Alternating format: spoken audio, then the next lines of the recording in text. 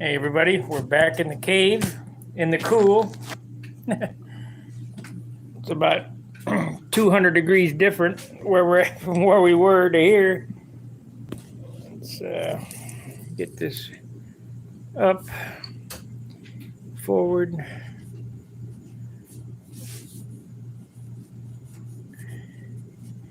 Oh, I got the clears on, okay. Okay, so now need to plug this in.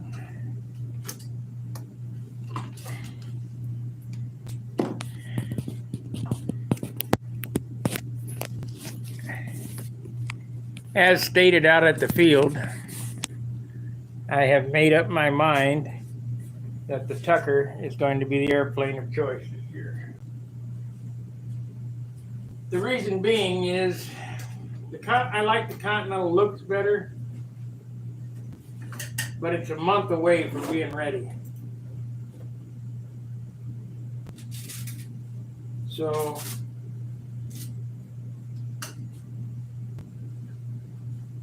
this one flies so much better. You got to go with what you got, run what you brought.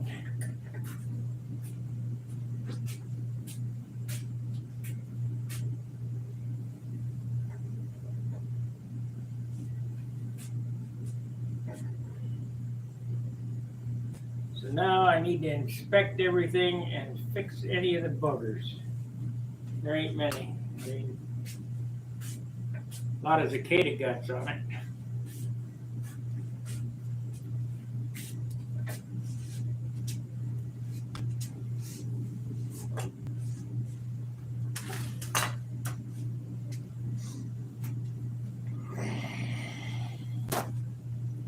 They were extremely bad out there today.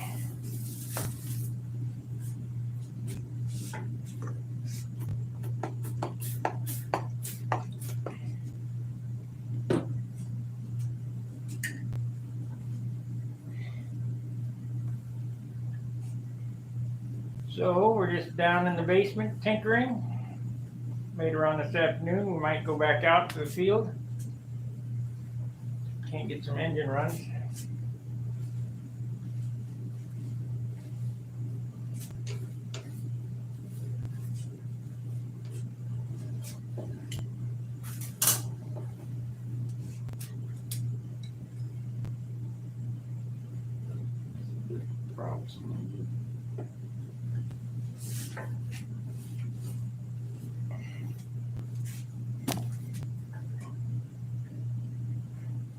I want to give a tutorial on balancing props.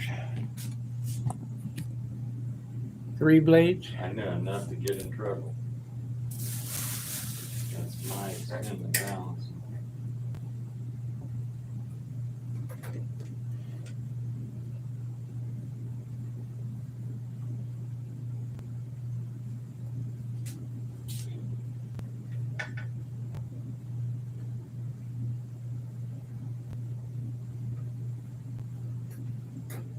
This is a magnetic balancer, I can tell you that much, and if you blow on it, it won't leave it.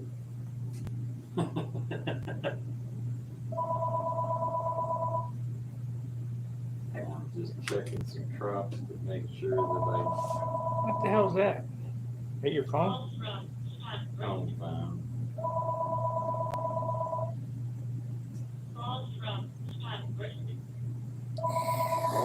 Spam risk. We get 100 of those phone calls a day. So what does spam risk have to say? I don't ever answer it.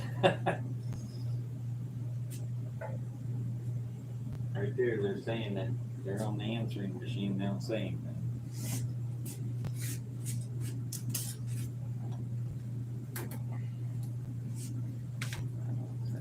I don't know that I mentioned this yesterday or not, but I wanted to thank everybody for the prayers for Jim Lynch, because he's doing much better, feeling fine. He's a super nice guy. Great builder. Him and Charlie Reeves are the ones who did the Bob Giesky restoration of his, I think it was 68 World Championship airplane.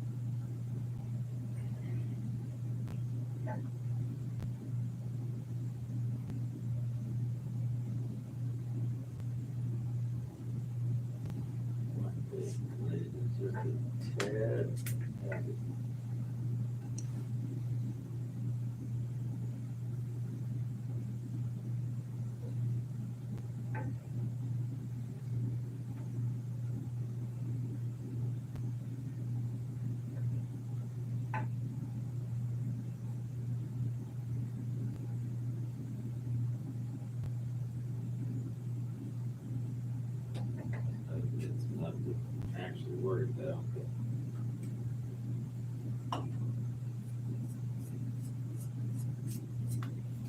dropped this, a tenth of a drop of super glue will make a difference on it.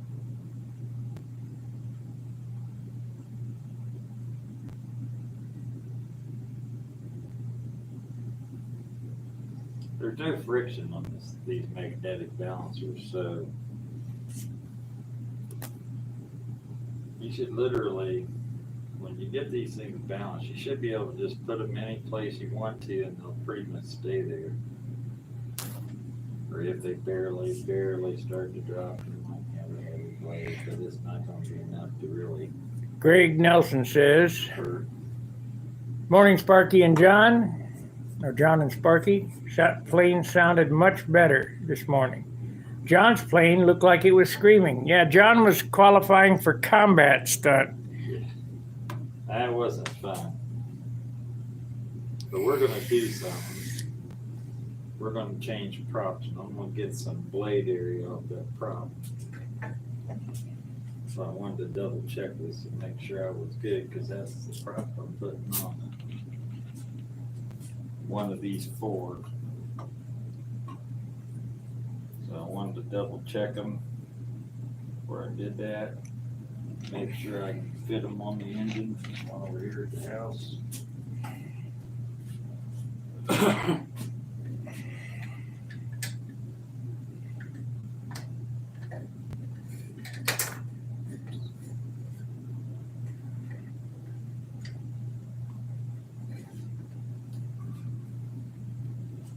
So all these props balance out real good. They're all, that one I have to push because that's for extended shaft. That's about an inch less diameter. Yeah, that's no good for 75.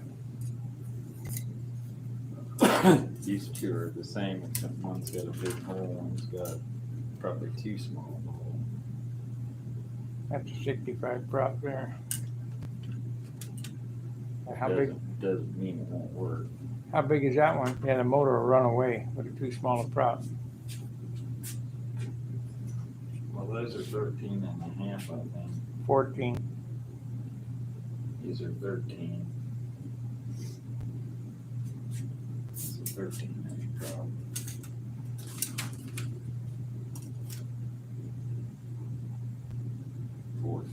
How big is that one there? 14.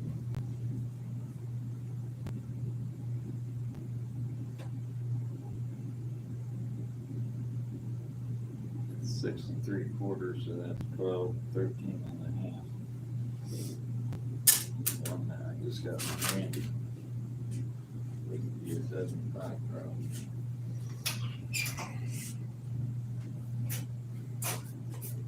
But what this might do, if that thing's wanting to run more RPM, that engine in particular, it takes some blade area out of this equation. You look at the difference in the blade area, these two, quite a Look at the difference. difference in the pitch. That flat back prop should be 4 or 5 pitch. Check that. at station 12.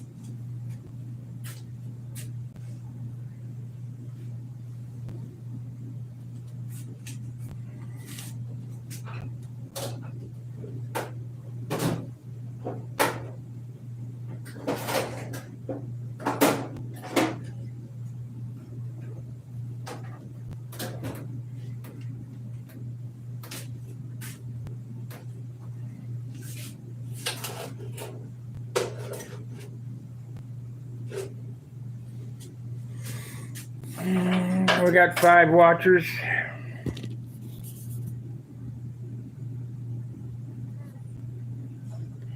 Hit that like button, guys.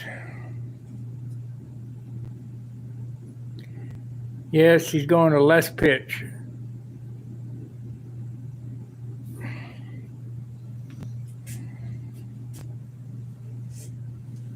John was running an 8-8 prop on there.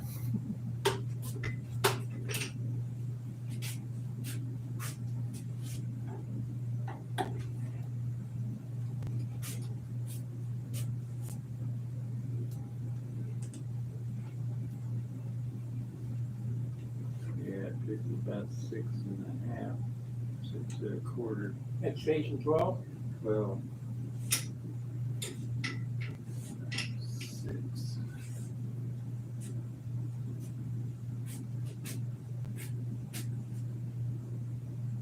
Or 5. 6.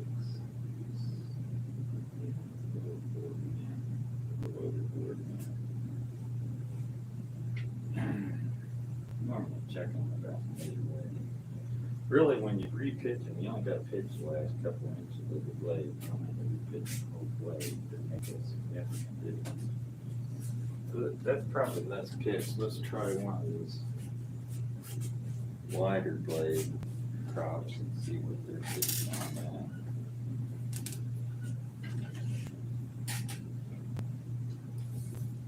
Now, this isn't necessarily true pitch. It's not pitch, the manufacturer's pitch at all. Manufacturer pitches their blades from the center of the airfoil, not the bottom of the prop, like we're checking here.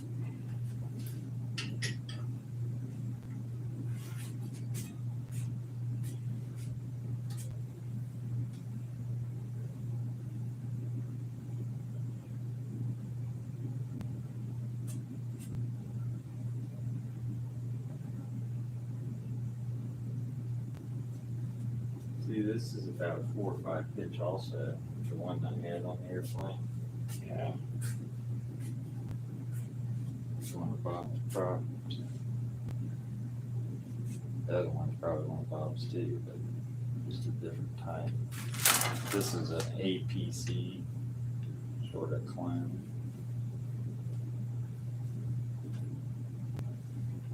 Let's see if this other one's about the same.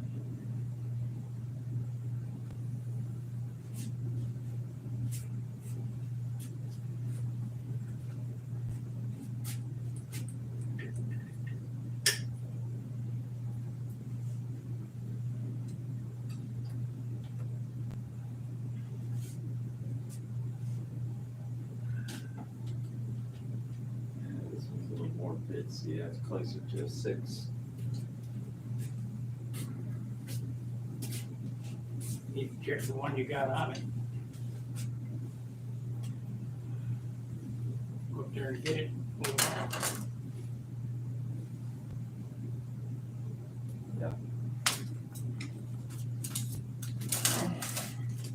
It might be an 8 pitch.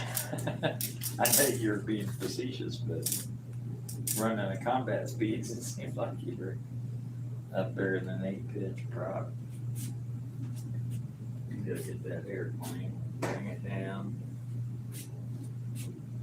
Slip out of the way.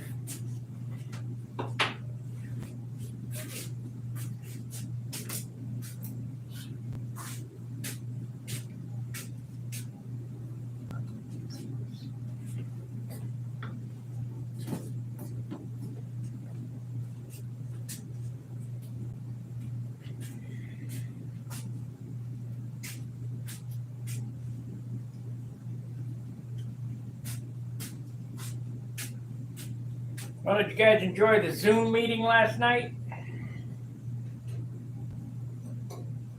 Need to balance this prop here and see what it's doing.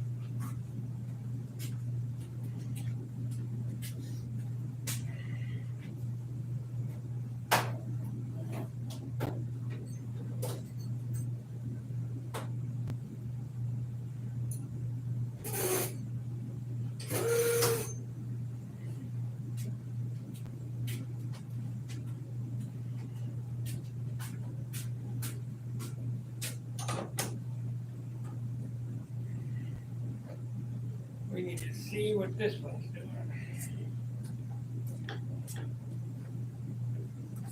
Maybe I'll look at that on there.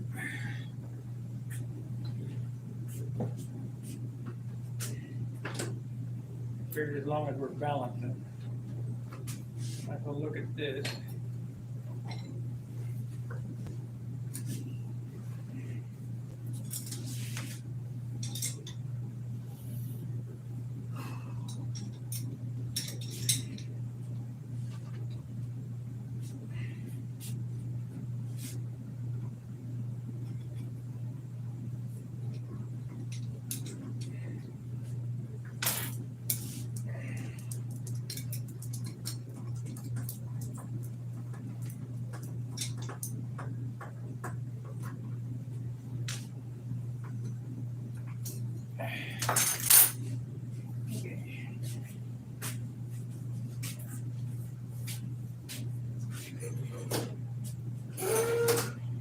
At the wrench.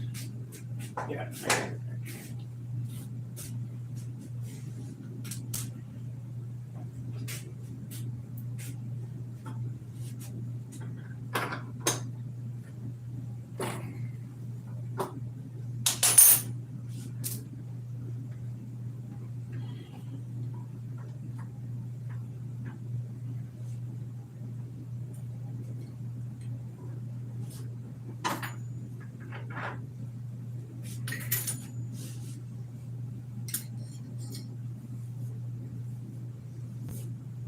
This one's already balanced.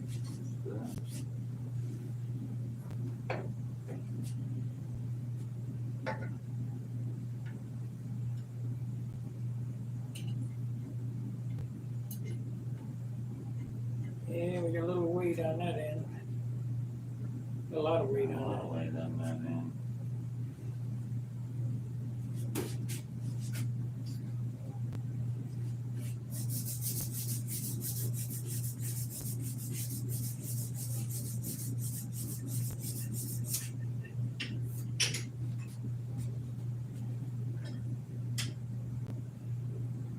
Need to have that girl from Culver Props balance my prop.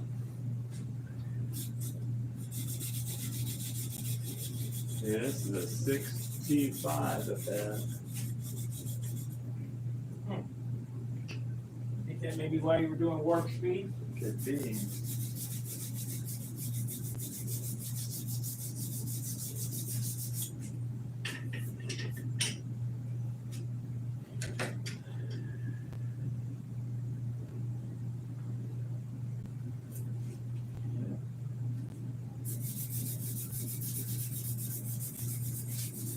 Six on pitch. Now these pitch numbers are just a reference.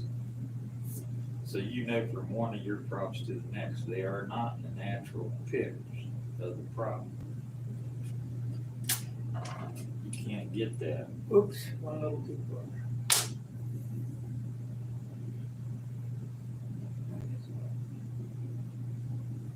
Better than it was. Now, I'm gonna take this.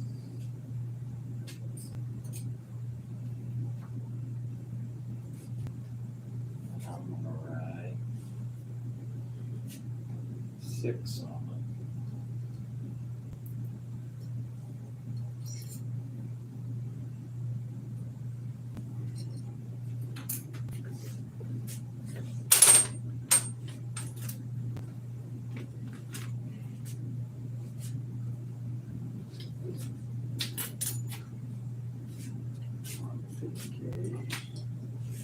Can't get this thing out of here.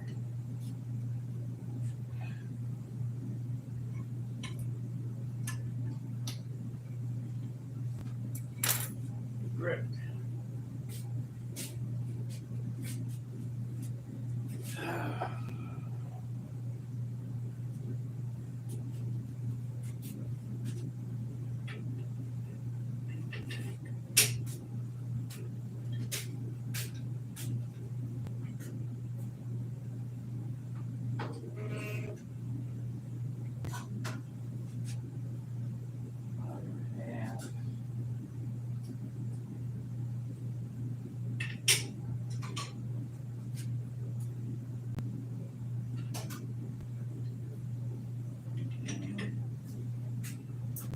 A little hammer. And that third drawer down right here. Third drawer down here. Yeah. The busy worker hammer. Yep, get the busy worker, the little mini me. My grandson's hammer gave me.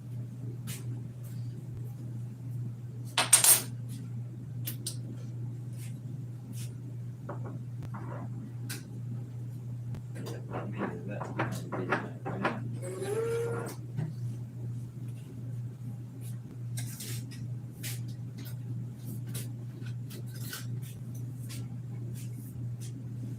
Okay, so that one's balanced. Yeah, how do you remember which one of these is meant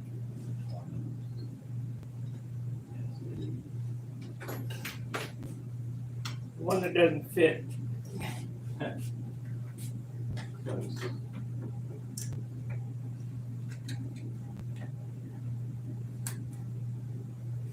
Okay, pitch gauge, let's see.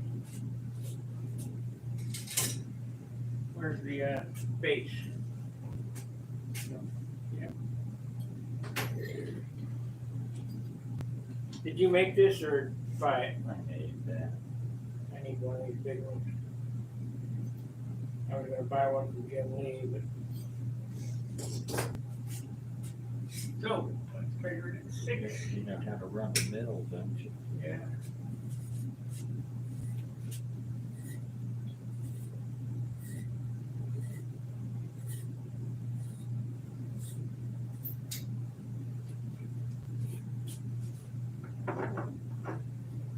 Station 6.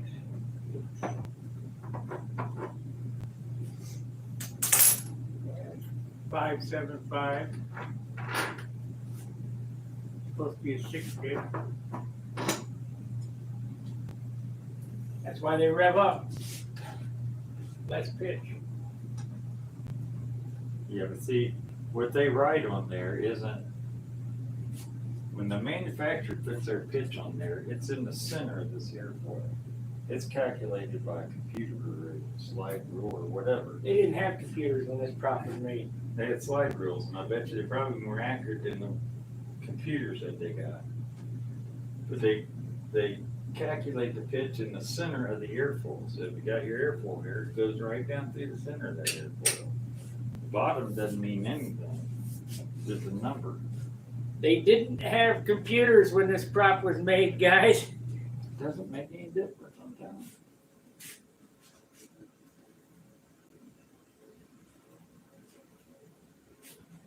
The Golden Gate Bridge was built without computers. The pyramids were built without computers. You can't even do that today. They weren't from this world. Yeah, let's see you try to build one. You can't. The Japanese have been working on a third scale for the last 40 years.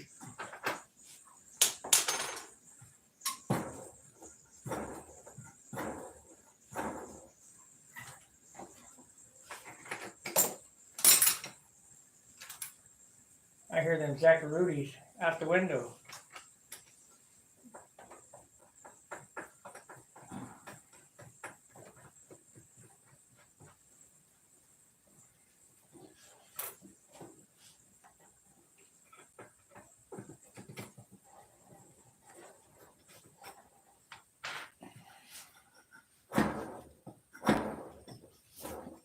Them bugs were so bad today.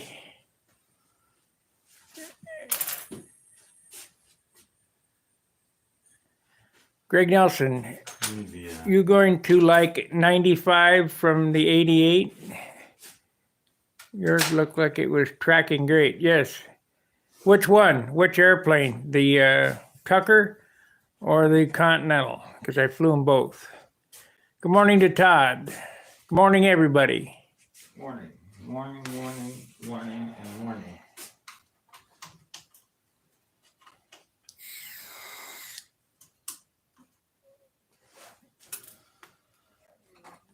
I made my mind up today that the Tucker's going to be the one I'm going to fly.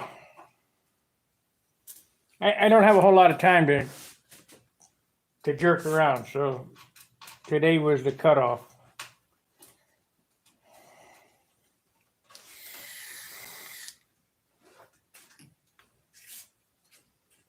And if I don't get a couple flights in a row with a consistent run, I might be changing airplanes. Back to my old faithful. Where'd that go now?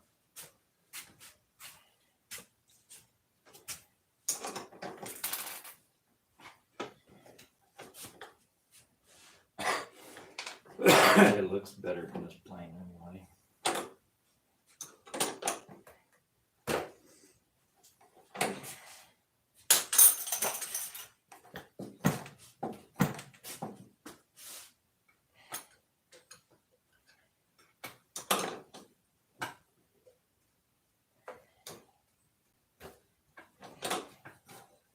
Too bad you didn't have your other one done.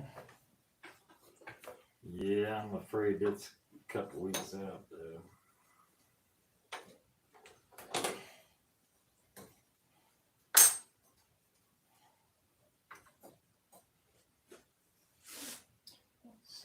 And always while you're in there, you might as well check your nuts, bolts, and all that stuff. Make sure everything's snagged down.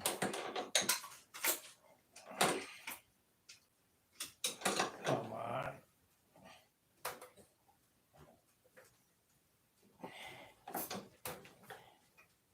Especially on these engines that's got the holes that are double holes.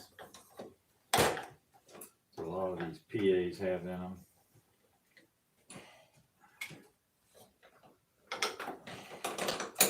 I can't get this prop to. I know why. Because the nut fits so tight in the prop. You know, you got to. I need to ream it out. Okay, all of the nuts and bolts are nice and tight.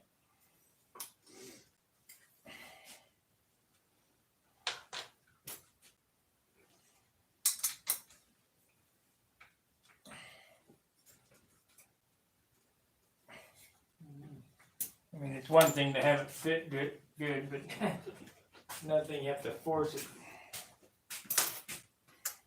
Tight. Look like anything's leaking out of the ordinary.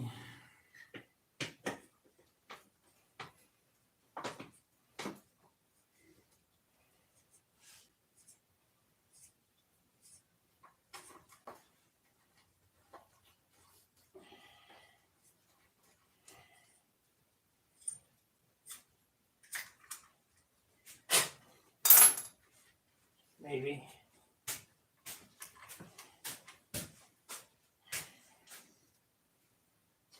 Yep, much better. Okay, let's see. What I meant was the pitch you said was He's going to a 9/8. Yeah. Lower the pitch. Yes.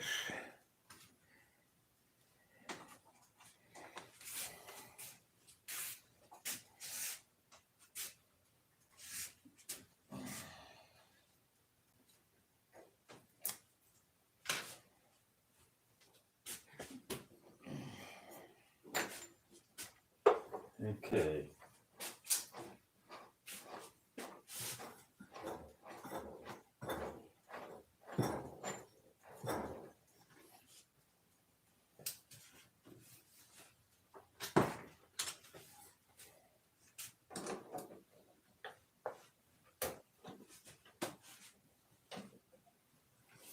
Bug guts.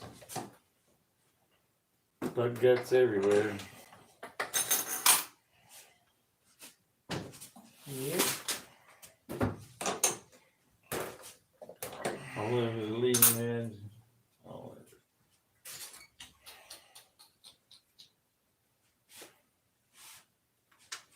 Booter bugs.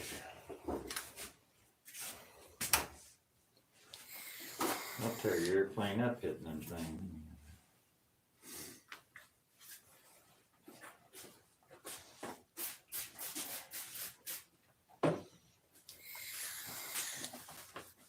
Need to take the heat gun and go over it and shrink them up a little bit.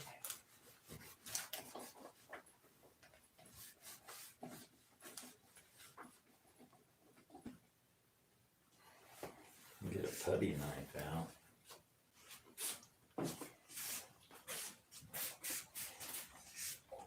We need a debugging boot. Yeah. Put some silver tape on it.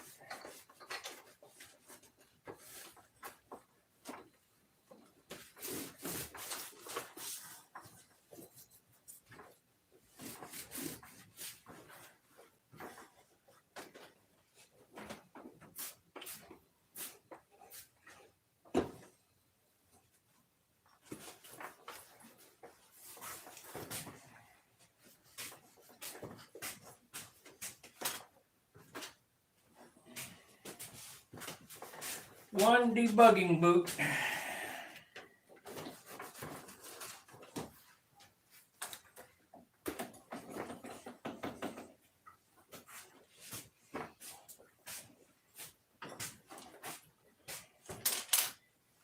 I can tell you this, even though you're having some issues getting it trimmed, that airplane flies better than your orange one. Because you can tell when it transitions how it goes. Whoop. It's 10 ounces lighter.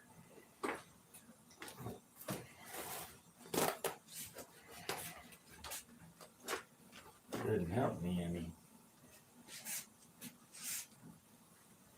I'm used to that other one. I've flown that other one for 15 years. It's an old airplane.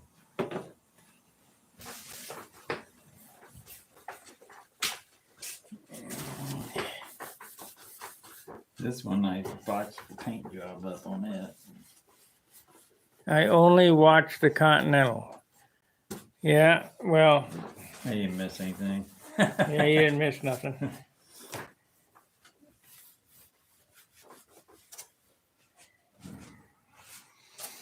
I'm a lot closer with the Tucker.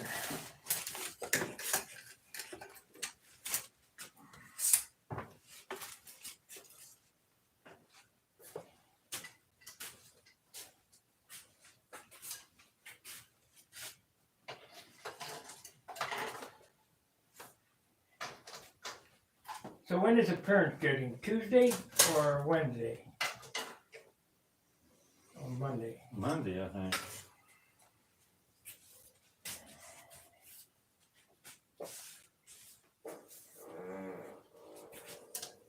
Man, you got ghosts in here.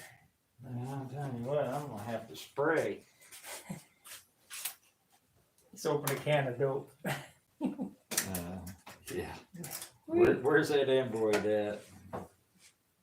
You gonna use this? I'm done.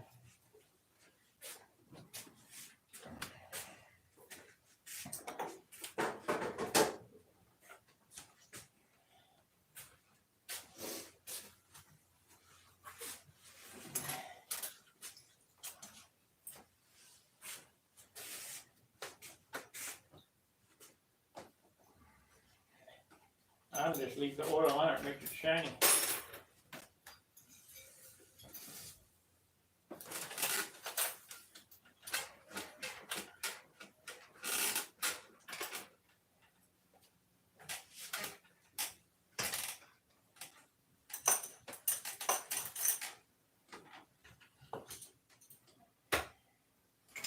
I know.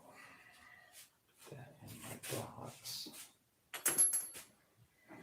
I got one of them dang things.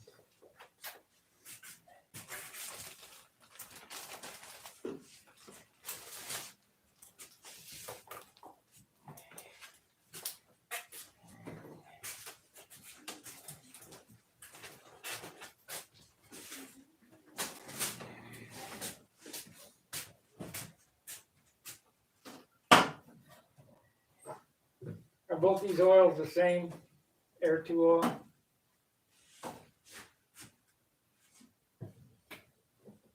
Same oil as the other bottle? What? Is this oil and this oil the I same? can't see. Am I holding it up? No. Which One's one's air the- tool. One in the back is like 10W30 Okay, or straight 30 weight. That's air tool. so this is like 3-in-1. Yeah, it's air tool. It'll drive out moisture and all that stuff. It's real air tool oil. After running oil or whatever you want to put in. I got a squeaking hinge. It's not good. Might be squeaking between the trailing edge and the leading edge. So it sounds like to me like a paint squeak. Couldn't find my dry slide, so this will have to do. Put this graphite on there and make it black. Yeah, it's good.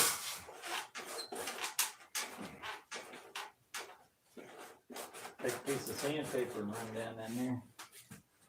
Can't do it. Well, you can't do it. Can't never did anything.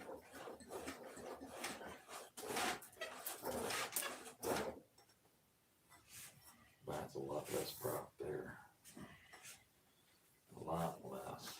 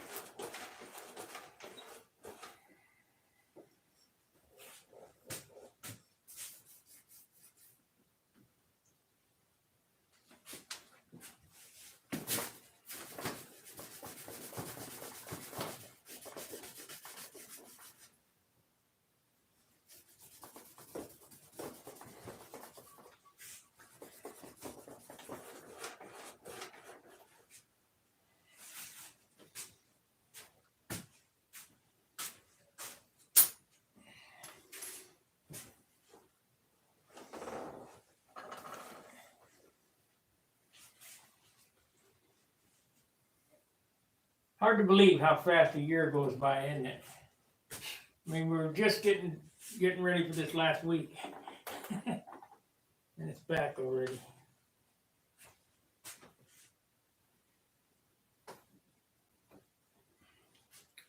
There, we had a little discussion here the other day, and it's still sort of ongoing in its own way. You're building your airplanes.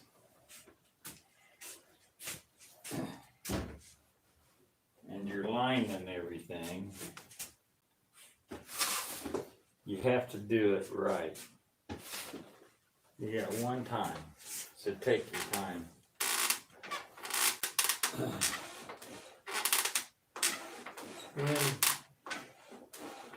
When you're lining your airplane, don't settle for that pretty close or that's good enough or whatever. And it goes from every aspect of the build to joining your two wing halves together. If one's a little higher than the other, one's a little lower than the other, shim them. Do whatever it takes to make it straight, make them equal with one another. Once you glue them together and it's out a little bit, it's out forever. You can't fix that. You can put all the trim tabs in the world on your airplane, and all they're doing is masking the problem that's underneath of them. And the problem underneath of them is it wasn't built straight. Yeah, it's built with a warp. You force pieces of wood in when you're building. No piece of wood should ever be put in under pressure. It should fall in there. And if it doesn't fall in there and you've got to warp a cap strip a little bit, you got to pull it up in the center to get it to fit in there so it's nice tight on the ends, too tight. Shove one in there and put your finger around it just like that and it should fall right into place. If it doesn't, it's too tight. Sand the end of it off. Every one of them you put in tweaks that wing just a little bit more, and it's locked in a jig, and you won't notice it until you take it out of that jig and it goes think, and it warps itself wherever those forced in pieces go. Same way for a warped piece of wood you put on there. If you take two pieces of wood that are both warped like this, and you put them on like that, when you pulled it, you jigged it straight, pulled out a jig, it's going to go like that. If you got warped wood and you can't get it out, put them like this. And that way when you warp them down, they'll try to cancel each other out. But that's not a guarantee. It won't twist one way or another, like one of them's a little bit stronger than the other piece of wood. And that happens, it's wood. So if you're gonna build, you gotta either get the warps out of the bare wood first, cut the warps out of it, sand it out of it, whatever it takes to get it out before you put it in the airplane.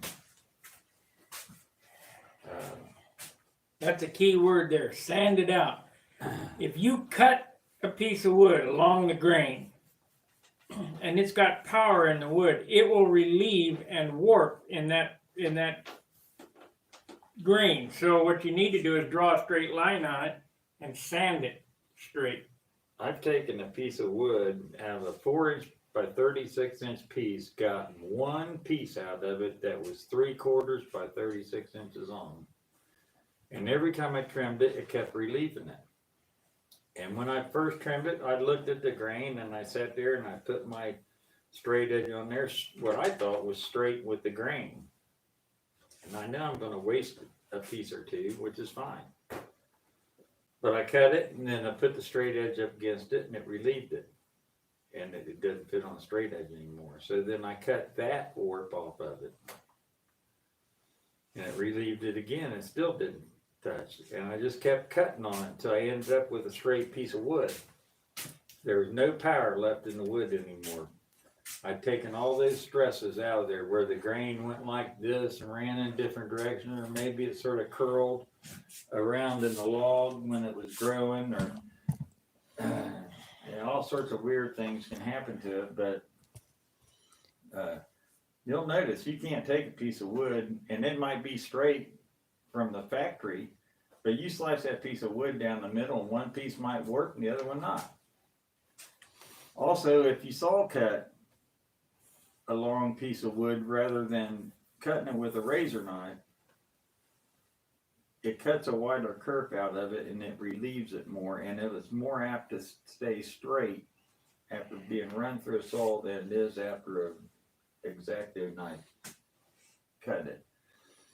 So sometimes you can rip it and get to your destination faster, which is a non-warped piece of wood. But never fix the warp first. Never fix the warp first?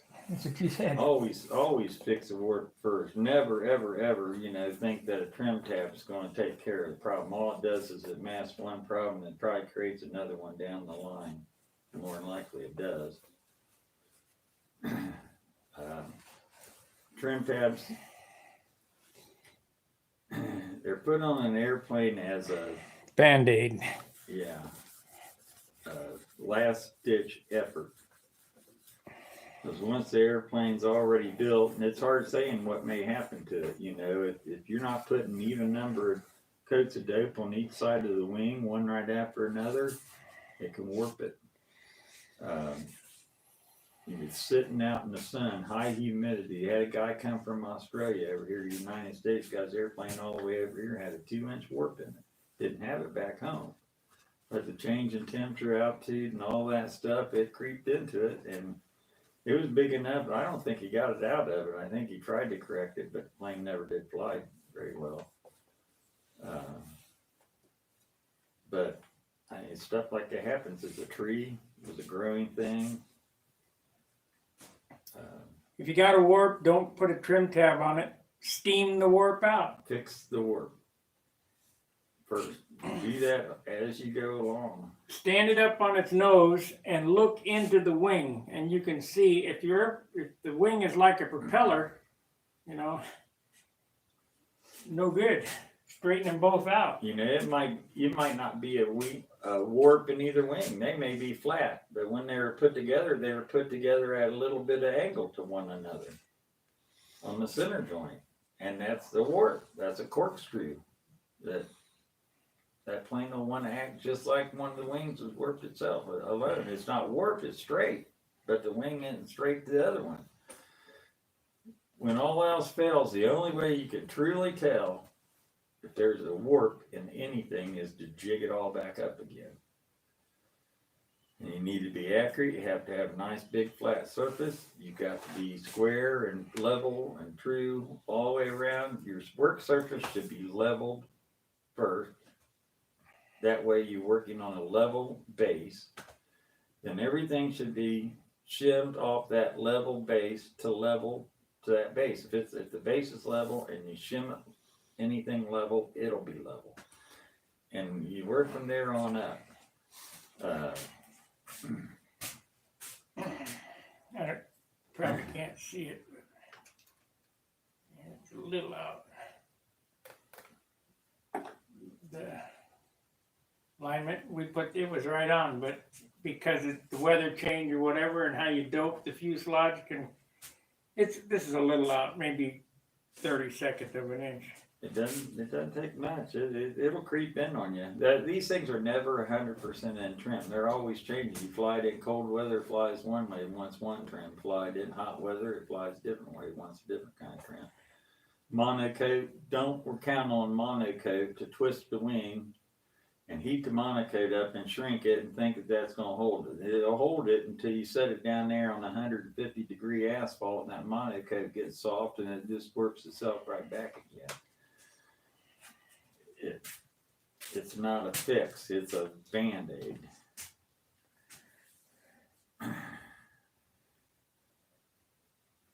You got to make sure the stuff's correct to begin with. If you don't make sure it's correct, that's a pretty much point blank.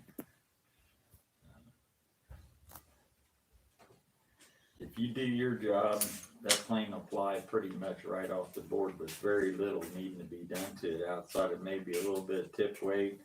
Adjust your lead outs a little bit, and that should be about it. Maybe some handle adjustments, slight tweaking of the handle prop, that kind of stuff. That stuff always changes anyway. But as far as the wing flying up to 45 degrees when you're flying level, you built something into major wrong, and the only way to correct that is to cut the airplane apart and fix it at the root cause of it. I need to take my paint set out there and paint a couple gauges on the dashboard. I tried to get you to do that a long time ago. I only got that much dashboard. I know.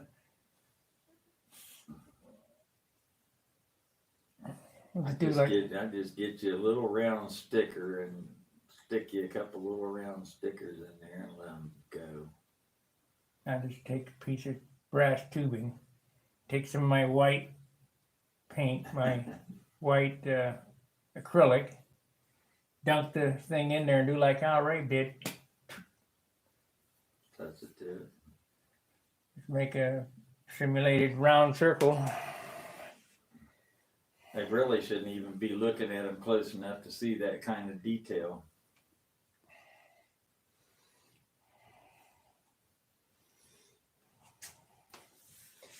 Yeah, but they do. I need a little piece of red string to put around his neck. They don't look that close on a scale airplane. It's judging a scale contest. Yeah, You well, sit back at a table 15 feet or whatever, 12 feet away from it.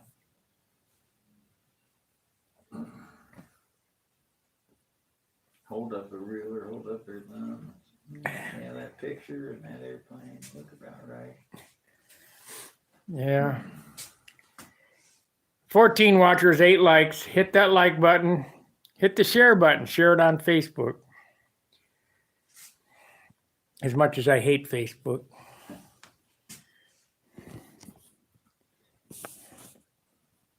guess this airplane doesn't sit all that much higher. It sits a little bit higher than yours, but not much.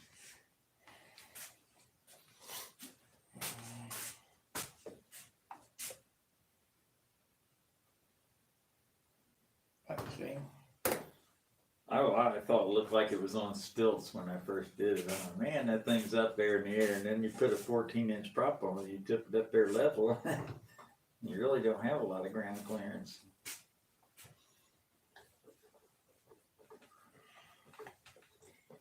So it needs another rub out. Need to stop by another AutoZone and get some more 5,000 and bone this thing out again. Believe me, those 5,000 grit things, what are those things? About $10 a piece? 11. $11 for a piece that's 10 by 4. Yeah, it's about 4 by 10, yeah.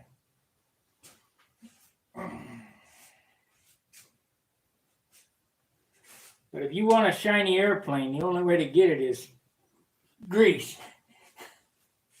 elbow. Yeah. We're gonna do it one of these days. We'll make a backdrop in here. It makes it look like cases of elbow grease.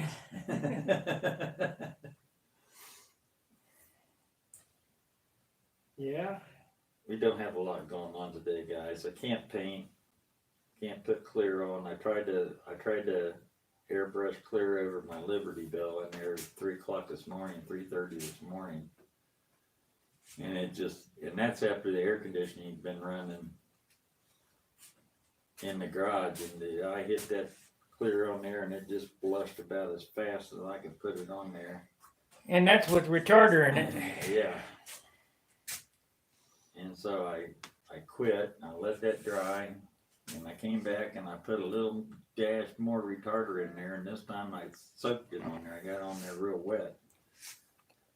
And it flushed, but not as bad. So I'm not about to clear coat the whole airplane and risk flushing the whole thing. If I had an air conditioner actually in the garage. Bring it down here and paint it. Oh yeah. Nah. I don't do that. I don't even start that. Well, it's only just a little airbrush dab. No, because that turns into me having to clean every single little nook and cranny out of here and get all the overspray, and the dust is bad enough. That garage is when I can wait until I have to clean that garage out, because I know it's terrible overspray.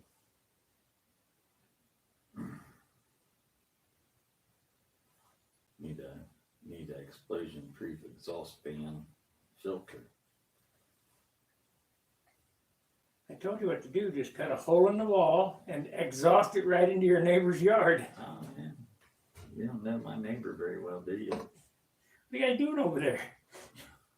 I've already had to buy bottles of wine and everything else because a tree trimmer parked in their driveway for 30 seconds. And then I got another riot act because he knocked on the front door and asked permission from their son, which was the only one that was at home at the time. And which I thought it was nice of him to do that, to ask if it was okay, but I got the riot act about him maybe going over there and abusing her son or something. He was 17 years old. I'm like, no. He asked permission. But that cost me a fruit basket and something else. I just set up yours.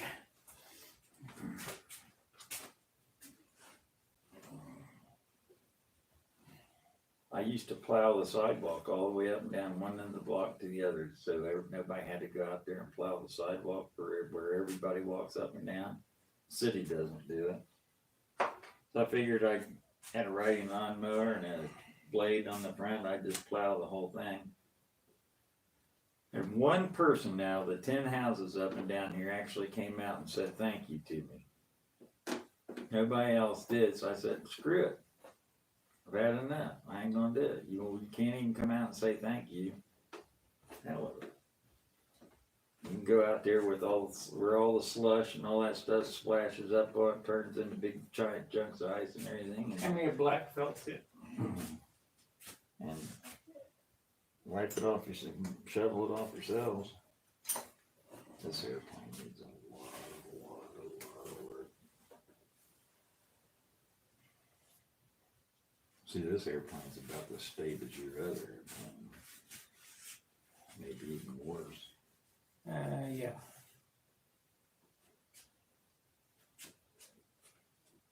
Give me that. Yeah, it's bad. This ain't gonna work. I need a regular felt tip. Yeah, there we go. Oh, that's red. That's no good. Oh, that's black.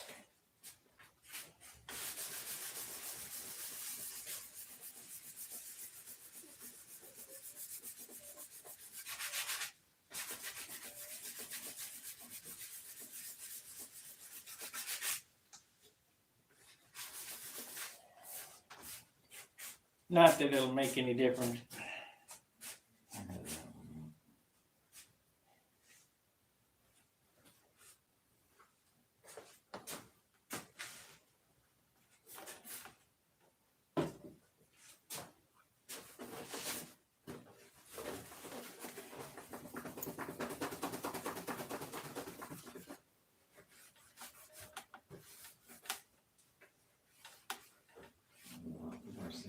Are you gonna get a pack of Sharpies before you go?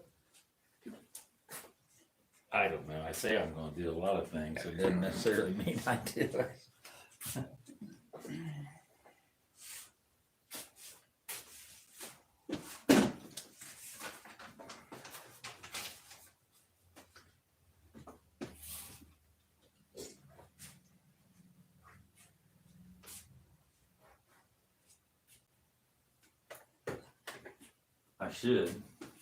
I should at least get red and yellow and black and white. I don't know if they got a white. White out. White out. You know, get a little white out and start. Whatever color's on your airplane, get a magic marker of all those different colors.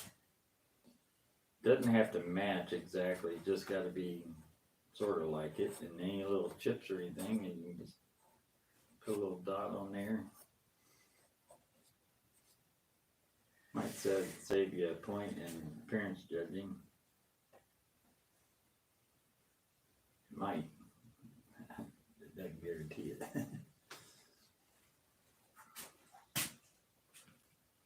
But black works really good for one. I know that works really good as far as just a magic marker. Touch that little black spot on there. Oh, I know what. I know one that I gotta get.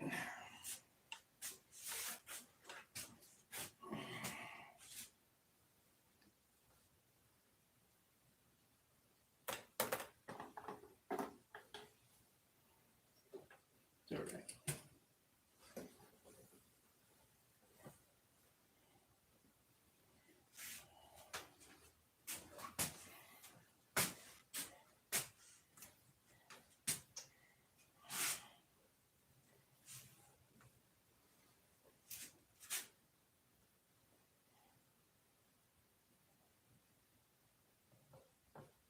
Yeah, where them checkerboards are off a little bit. Yeah.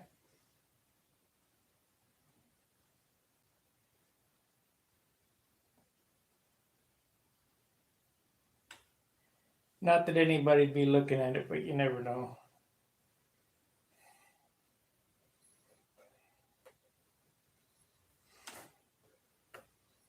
I fixed it. Well, they'll look at it in appearance judging. So.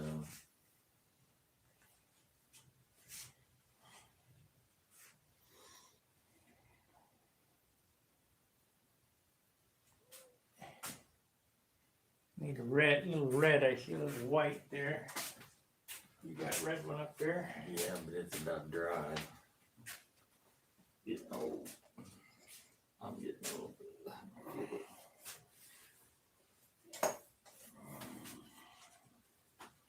Don't want to put any more paint on this. It's already overweight.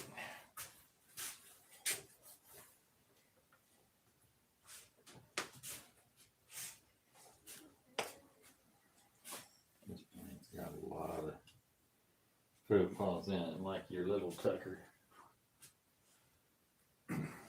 It's got some mistakes in it that are down in the wood. They're underneath the tissue.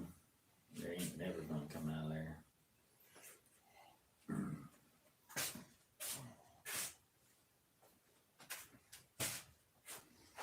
Piece of crud in the sandpaper, and you went and sanded it, and it left Ground a groove in it. grooves in it. Yeah. And then you don't notice it until you get the covering on it, and you start getting paint on it, and then you see it, and it's like, oh, gee, well, that's putty, and that's more weight. Just gotta be meticulous about everything.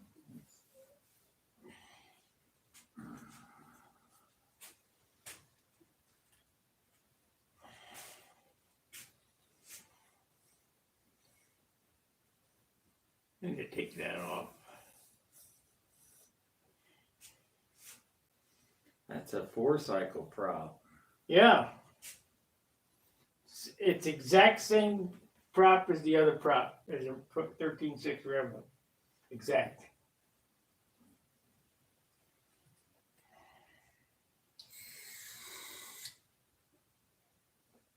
See, that's old school stuff. Yeah.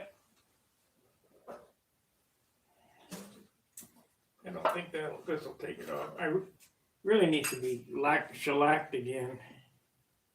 But then you're out of balance. Yeah, you take that off, you'll be out of balance too. If that won't take it off, there's lacquer going under there.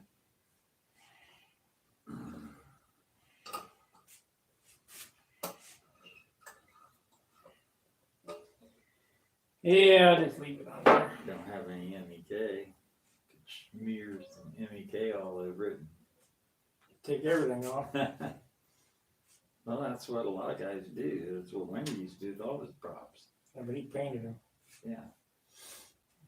Get rid of all that junk finish that's on them from the factory.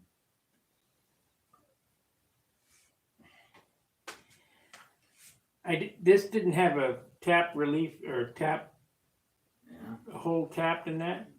And I didn't have a 632 tap. I just took a 632 bolt and cut 2 slots in it. Made your own tap. Made my own tap. Yeah, that worked.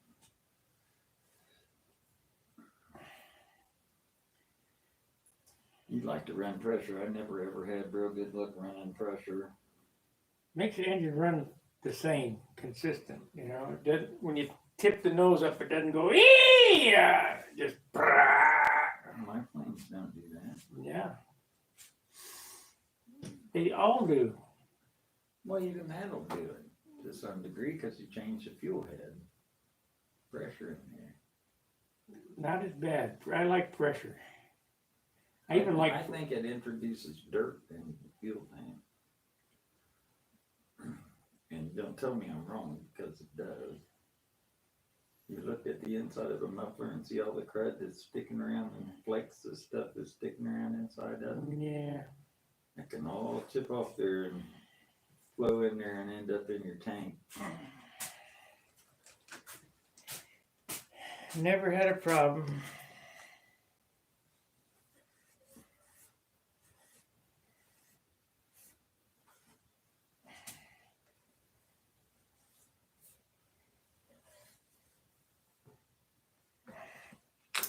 And this is more of a hangout today because we ain't doing much. We're not building nothing or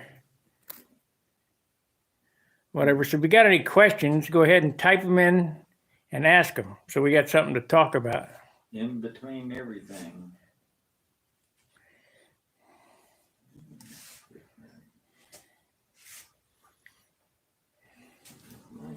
Spinner came off there.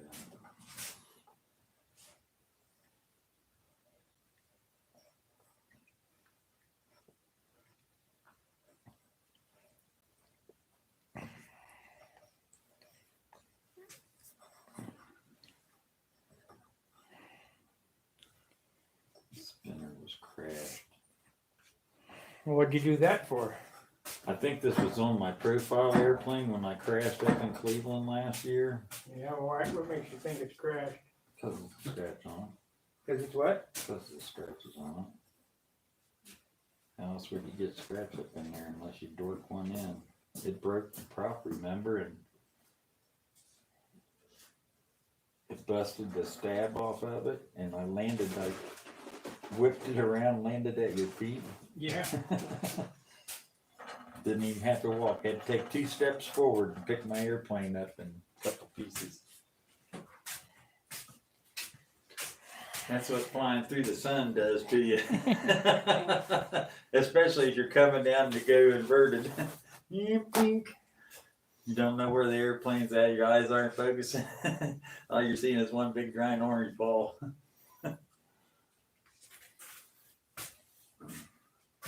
I need to get some of this with Carnauba. Using my wax, are you? Yeah. You just make yourself at home with everything, don't you? Why not? I like Carnauba wax. Carnauba wax doesn't have any silicones in it, and you can strip it off. You get anything with silicones in it, and you can play hell if you got a repair job to make, because you won't get silicone off. All these new wave car finishes and stuff are all silicone based stuff. You gotta watch out using them. Carnauba wax is the best, I think. It's more elbow grease, but after all the rubbing and everything else that you do, it was a little more elbow grease. You gotta put it on, you gotta let it dry, and you gotta buff it off, and then you gotta take another clean cloth and buff it back up to shine after. No big deal.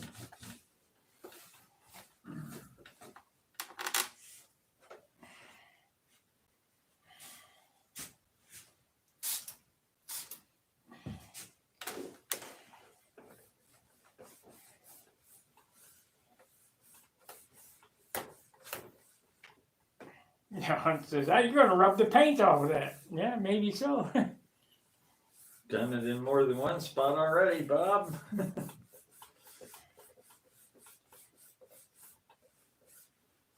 He's using automotive finishes, isn't he?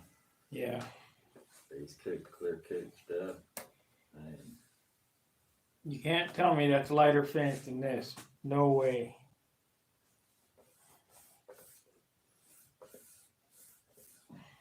It's hard to beat a lacquer finish for lightness.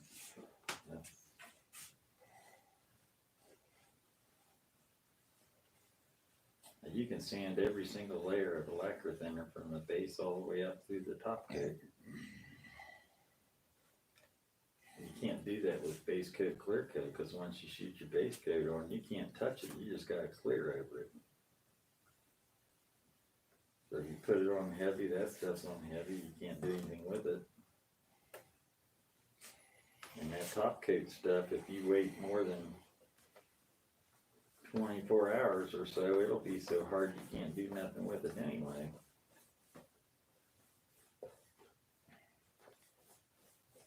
Spray shine.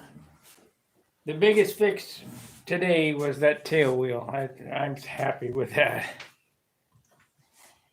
You gotta put another tail wheel back in my box over there, you know that. Okay. I got one.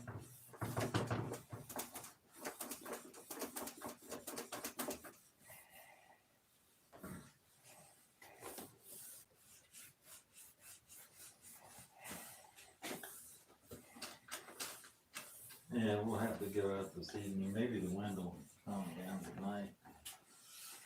I know it's up right now. Well, too hot out there. It's not hot, it's humid. Good, do it again tomorrow morning real early. And then when I get done with that, I gotta do laundry. Can't come over tomorrow. Otherwise, I won't have no clean clothes for the Nats. I'm not gonna be painting until Wednesday or so when they're calling for the humidity to drop and the temperature to drop. Maybe not even then, if it doesn't do enough. I wanna see a humidity of 40% or less. It might not happen for the rest of summer.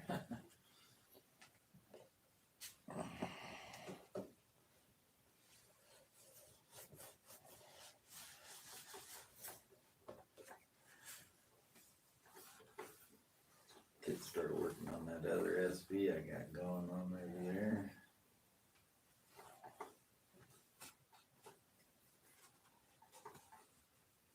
It's gonna be a tough one to bring in under 64 ounces. Yeah, I think you just need to set that aside, make a profile out of that wing, and start building another wing out of that good wood.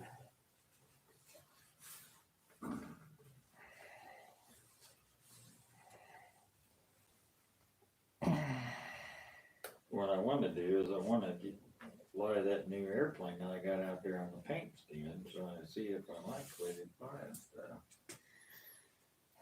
Well, you can fly this one. No, I won't fly your new plane. You can fly my Junar.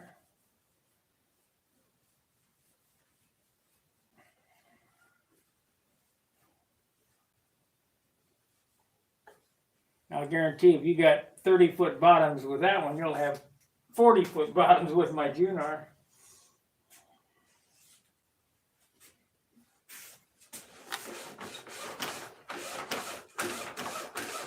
Don't know where it turns at yet. I haven't conditioned myself. I'm used to a heavier plane that meshes in the corners. Turn 10 feet before you want it to turn.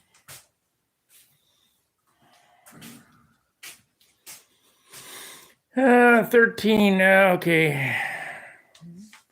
Yeah, Gary, John's airplanes are close to being ready. Close. We have a week. And then we'll have at the Nats, 2 days? 2 evenings if you're lucky. Yeah. Cause you got Sunday, which is beginners and intermediate. Monday is classic, old time and profile or something like And that. Tuesday and Wednesday, and Thursday starts officials. Thursday, Friday, and then Saturday's the I fly think out. Wednesday starts officials. Tuesday is judging day. Okay. Wednesday is practice. Tuesday and Wednesday are practice. Monday, Tuesday, Wednesday are practice. Thursday, Friday are officials. And then Saturday's a fly off, the Walker Cup. Don't have to worry about that. No. Never make that. I'll tell you, I'm just happy when I come home with a complete airplane. You watch the wind this year. Be a lot worse than it normally is. Because it's early, a month early. It'll be horrendous. Climate change.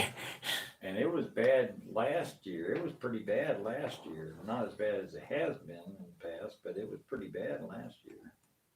It's getting right up there at 20 miles an hour. If you're lucky enough to fly first thing in the morning and get good flight in the best air, which was only 10 or 12 mile an hour winds, the longer you waited, the longer you had to go, the more wind it had. And it went all the way up through 5 o'clock in the afternoon when they shut things down. The stronger it got. I just won't fly. I mean, I realize you lose a lot of money if you don't fly. And you call this $100. Plus your travel expenses and motel room and food Yeah, and all but that stuff, you know. we're not going to the Nats to win. We're going to the Nats to, to have fun and yeah, see if you can beat your buddy. Yeah. because it ain't going to happen. You can't beat a Paul Walker with 250 flights on already.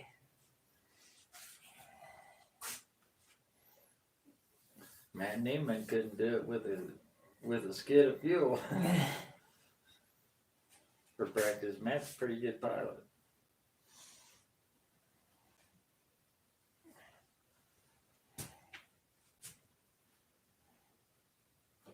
But it's hard, you know, and this sport is just like any other sport out there. The ones that are the pros, you know, that you see on TV that's getting paid multi-million dollars for their contracts and stuff, those are the guys that are just born with a natural ability. And that's a lot of it. It's not all of it. You can practice and get some of that, but I don't think you get all of it out of practice. You have to have some sort of natural ability to begin with.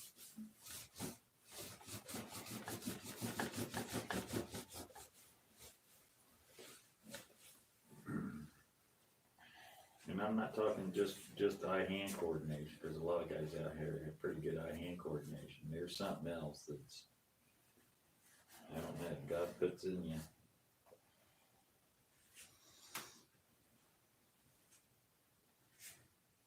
I think I need to take a little white paintbrush and touch that little black dot there. Go for it. I don't have it here. I guess I can go up there and get it. I got all my brushes here.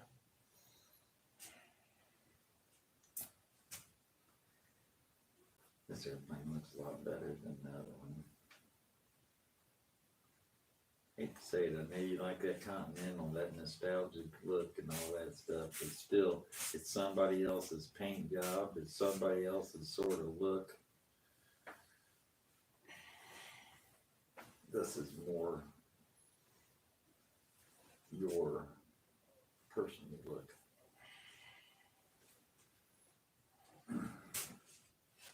You know, you can't give that Continental credit for the paint scheme because Art Scholl did it. Yeah.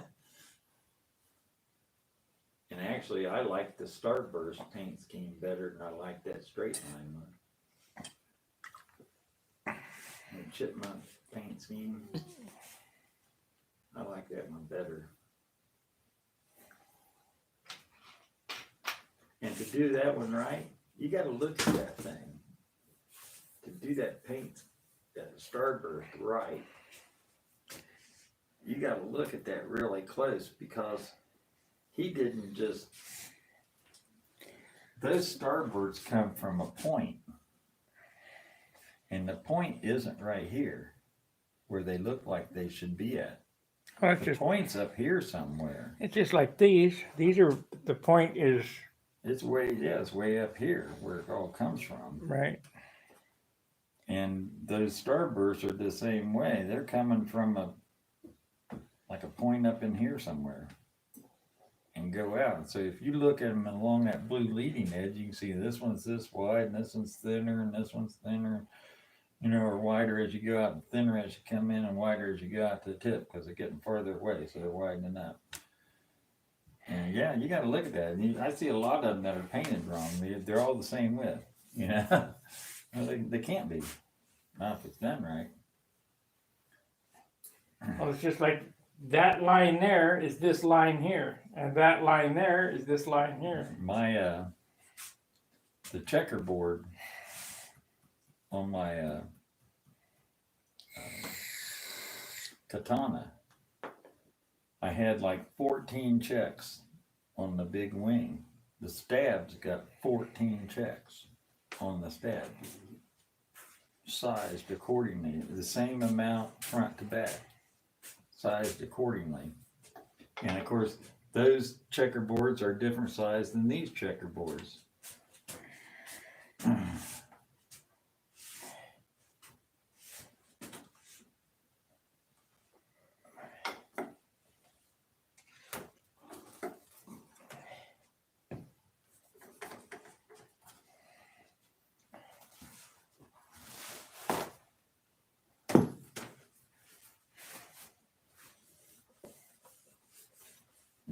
still needs, could be sanded again. You'll probably sand through this clear on this one.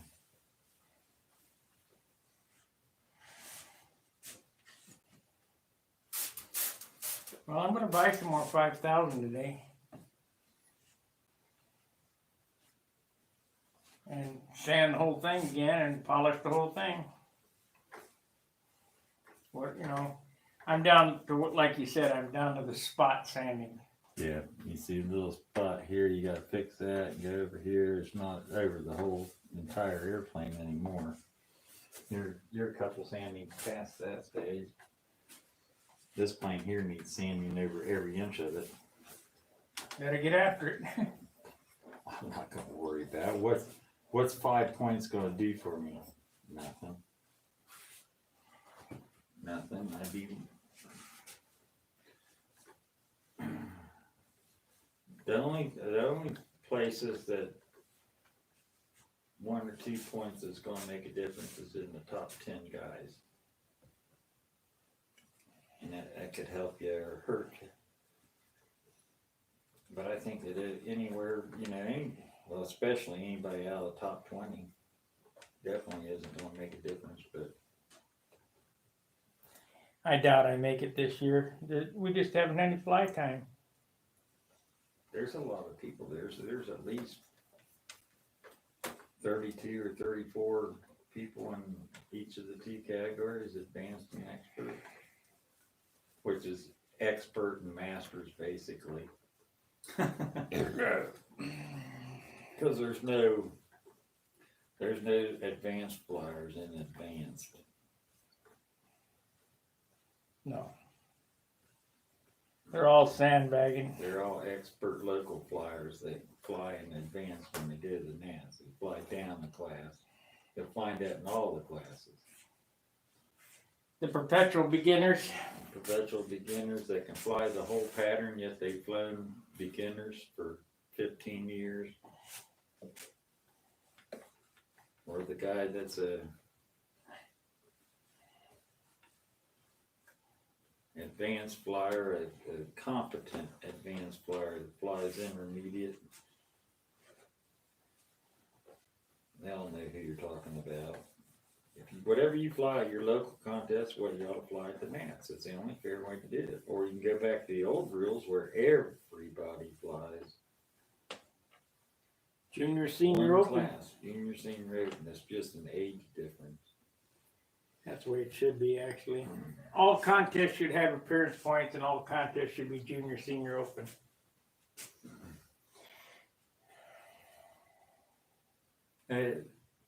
And appearance points should be worth 1 maneuver, not a half a maneuver, because it takes a year to build an airplane for half the points of a maneuver. That doesn't make sense.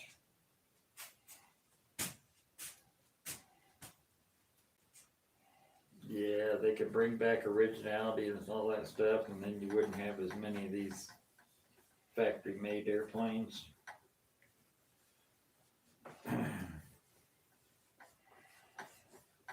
It didn't stop the people from doing it in the past.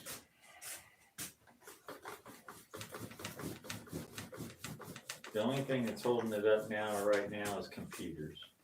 Computers is sort of run it for any kind of a hobby like this.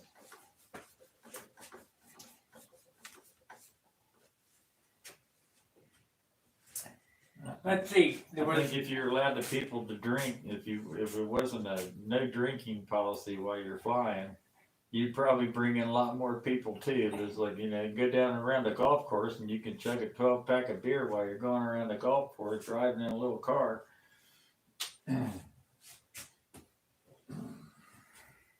We used to get 5 points for starting if you could start for under a minute. They took that away. We used to get 40 points for appearance. They knocked that down to 20. Well, the 40 points you had originality, craftsmanship, finish. What else was there? I thought there was 5 or 6. No, there's 4 categories, but I don't remember what they were.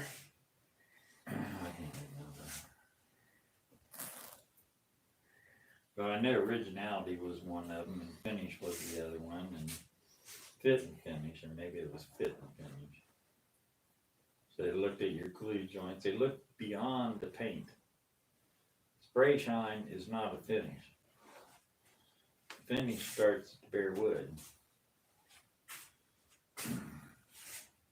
It's the build quality underneath, is there gaps that he filled in,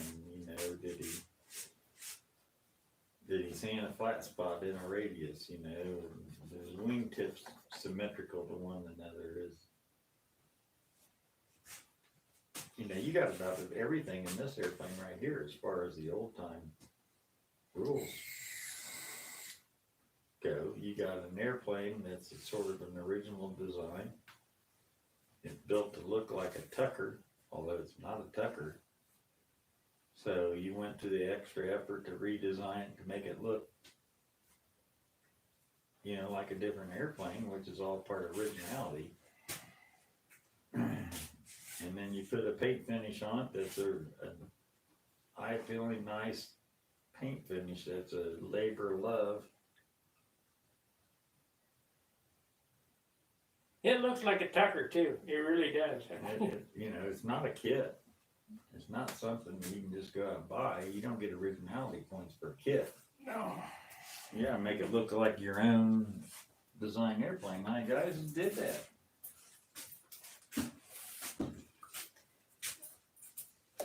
And there's a few guys that still do that. Still live by the old code. Yeah, it ain't a shark, a Rusty's. That really irks me. They let the camel's nose under the tent with that airplane. Blame Warren. You go overseas and look at all the. Everybody's flying a shark. Everybody's plane looks the same. Back in Nobler days, everybody flew Nobler. Everybody had Nobler. That was a little different though. They actually built their own airplanes. But The wing of choice back in the day,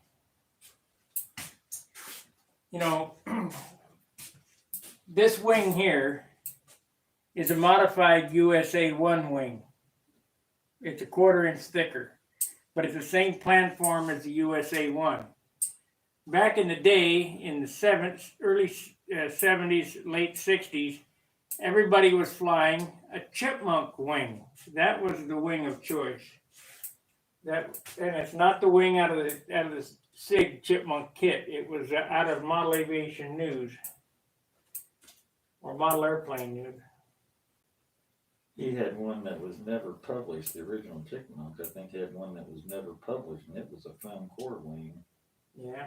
I don't think it never got published, and he's the only one. That's the one that he won actually everything with. He lives in Missouri, real close to Wentzville. Does he? Yeah, real close to where I live. But I think his original one, nobody ever built or knows about what it was. Actual dimensions and everything. It was bigger, I know it was bigger than the SIG Chipmunk kit. And that is not the wing. Although it's not a bad wing, but it's not the wing. Not that I think. If I remember right.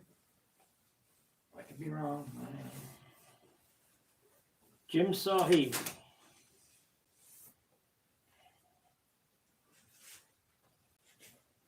Be nice to get that article back up again to where everybody knows the lineage of Chipmunk. It ain't Mike Stott or whatever. No, that's a completely different one. The original SIG Chipmunk, which is a CL1 or 2 or something like that, which Had a built-up wing. it was before the Super Chipmunk. Right. It didn't have the big Right. plastic cowling on it. It had sort of like a PT style Yeah. front end like these airplanes got on a little skinny. Right.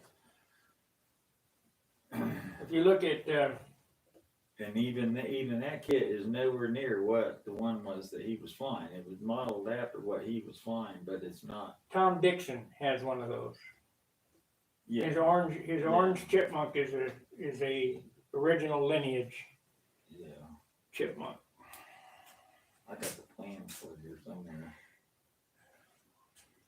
my friend and I, Rob Gow, we hung out like you and I do. He'd come over and spend the night, or I'd go over and spend the night at his house, and we'd be on the floor. And my mother, and his mother, what are you guys doing down there? Taking stick pins in them plans and stick pinning through the plans to get the ribs transferred.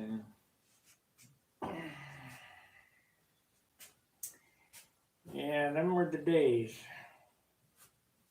Stick pinning. Now it's easy. You just take your copy machine and go up there and fold it up and stick it in that copy machine and print it off. Couple sheets of them. Those airplanes we built back then were good, man. They were light. They had dome lines. Everybody had a Fox 35 or a McCoy or something in them. You know, McCoy 40. You didn't have the horsepower that you have today. You had to build light. Of course, you had a lot better wood back then. A lot better wood. Lou McFarland came out with a Shark 45, and we were on Circle 2 at Whittier Narrows, and Tom Warden and Bill Noyes were talking about this Shark 45 with, I think it was a Torpedo 45 in it. And Tom said, that's the death of Stunt. And about, I'd say a couple months later, he brought wood to Rob and I, and we built the first Futuras. And the Futura was a huge profile airplane, 60-inch wingspan with Super Tiger 46 in it. And the push rod was inside the fuselage. And our deal was we got the wood, but we had to build Tom one, and then he'd finish it, you know. I built a lot of Tom airplanes for Tom, and he'd finish them. And and we had the best wood. Tom was our tester's rep, and he would bring us wood that was so soft it was ridiculous. Yeah, you look at it cross-eyed and then it bends.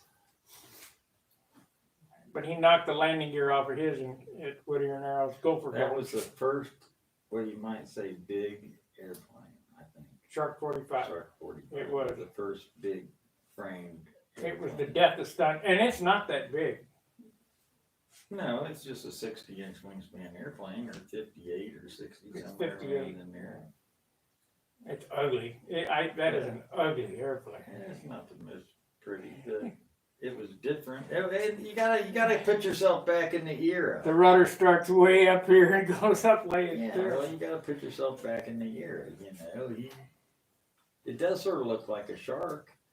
I mean, if you sort of close one eye and think of a shark, it does sort of look like one. It had a greenhead 45 torpedo motor in it. They still fly pretty good, and everybody puts Super Tiger 60s in them, Yeah. and they still fly pretty good. Dan McAtee flies one with a Super Tiger 51. It's all right. Larry Robertson had 5 or 6 of them, had some really nice ones. I mean, some light ones, man, that were probably 50 ounces with a Super Tiger 60 in them. Oh man, I think Well, that one was so light. Well, it might not have been one of his lightest ones, but we were up flying in Columbus one day at a contest at Cooper Stadium, and this dust devil come through. It's just a whipping up. You could see this little tornado coming through there, and I'm standing there. About that time, his airplane just went flying up in the air. It was picking airplanes up, and I caught that airplane, and the wind caught it and came down on top of his toolbox. Well, it had these Allen wrenches sticking up out of the top of his toolbox, so you know what that happened. yeah. And wind come down right on those Allen wrenches. I was that close to saving it when that happened. I didn't poke my fingers through it or anything, but I caught the airplane in midair. You know, and then the wind caught it, and because I'm trying not to hold it real tight, and the wind caught it, just whap. But it didn't bust the airplane up. Some of the guys, this airplane's got busted up bad enough not to even be flyable without some major surgery down. But it flung everything all over the place. That was a rarity. This year at the Nets, we're going to have to be very aware of the wind because, you know, that's how Hunt lost his bonfire. That year, picked it, dust Yeah. level picked it up. Yeah. A good thing to do is take a towel with you. Take your airplane turned upside down in the grass and put a towel on it.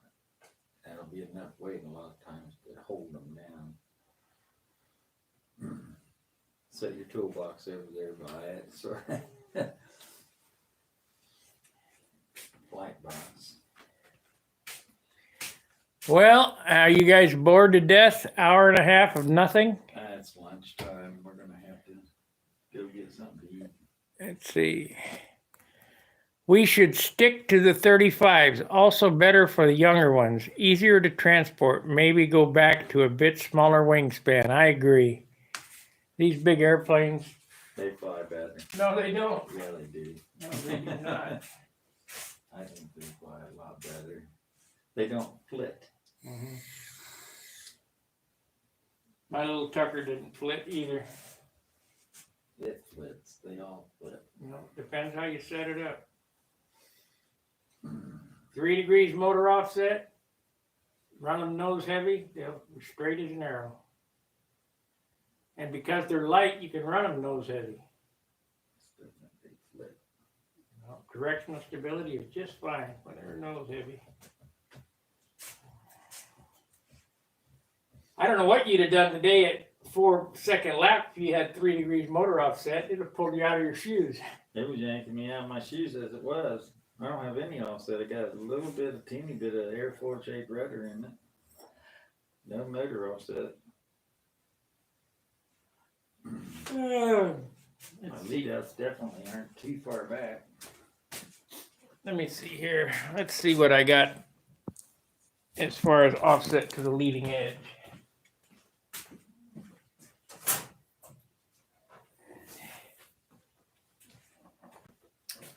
This airplane here, I'm not sure how much I got on this one.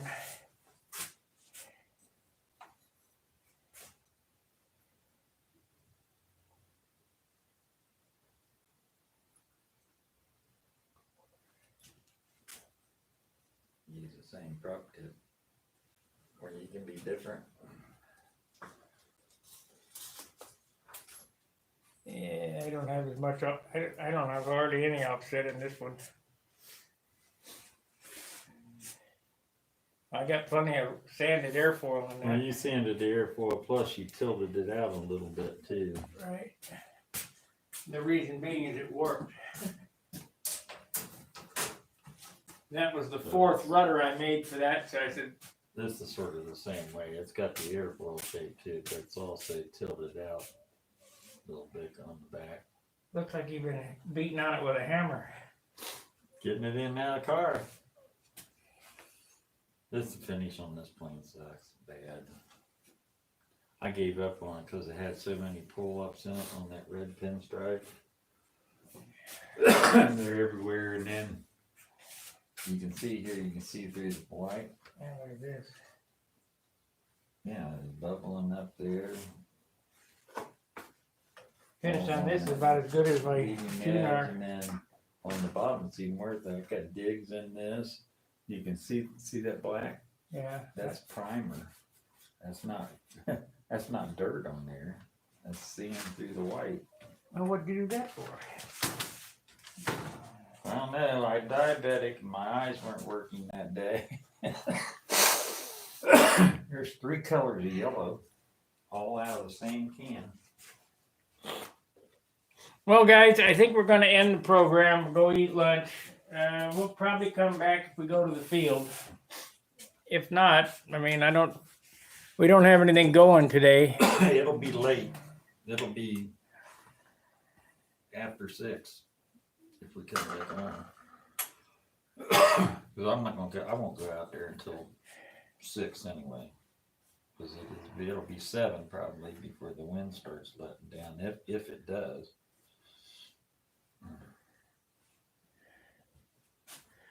All right, fair winds, tight lines. See ya.